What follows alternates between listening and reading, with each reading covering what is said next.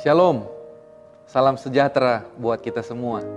Hari ini kita akan belajar satu bagian firman Tuhan yang diambil dari Filipi pasal 4 ayat yang keempat. Saya akan bacakan buat setiap kita. Filipi pasal 4 ayat yang keempat.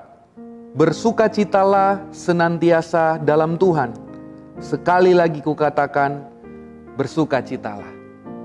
Saudara yang dikasihi oleh Tuhan, apakah saudara sedang bersukacita hari ini? Jika iya, apa alasan saudara bersukacita?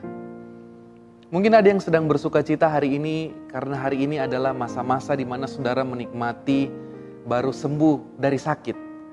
Atau mungkin ini adalah momen di mana saudara sedang menikmati masa-masa saudara mengalami kenaikan pangkat atau mendapatkan kenaikan gaji. Atau mungkin saudara hari ini saudara bersukacita karena saudara sedang mendapatkan apa yang sedang saudara inginkan dan yang saudara doakan selama ini.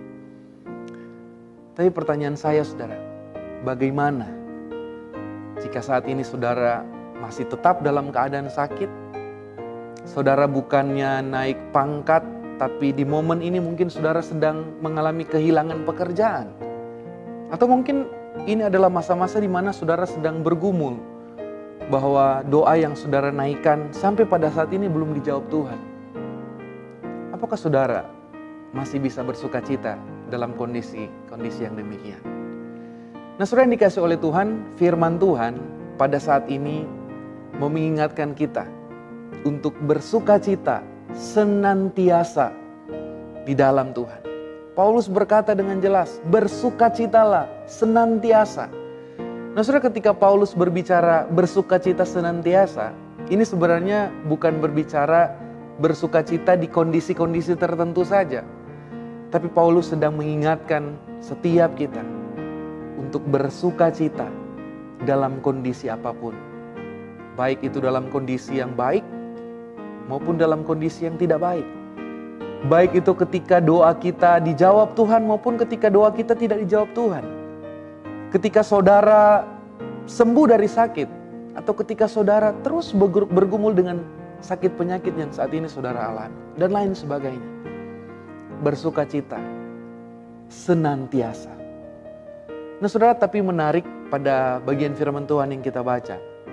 Paulus tidak hanya sekedar meminta kita untuk bersukacita senantiasa.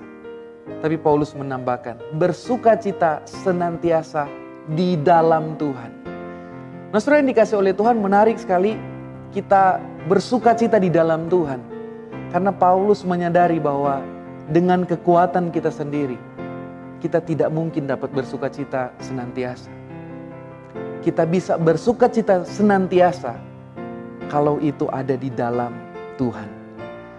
Bersukacita senantiasa di dalam Tuhan itu berbicara bagaimana saya dan saudara mengandalkan Tuhan dari hari ke hari.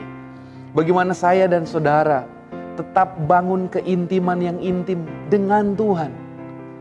Sehingga ketika apapun yang kita hadapi, baik itu kondisi yang baik maupun tidak baik, kita tetap ada kekuatan untuk bersukacita. Saudara yang dikasihi oleh Tuhan, seberapa intim kita dengan Tuhan di masa-masa ini? Keintiman dengan Tuhan, itulah yang menjadi sumber sukacita kita. Saudara, saya tidak tahu apa yang menjadi pergumulan kita saat ini. Saya tidak tahu apa yang membuat kita sulit bersukacita di masa-masa ini. Tapi yang saya tahu, kalau kita punya kedekatan dengan Yesus, kalau kita punya keintiman dengan Tuhan, kita akan ada kekuatan untuk bersukacita senantiasa dalam kondisi apapun. Selamat membangun keintiman dengan Tuhan di masa-masa ini.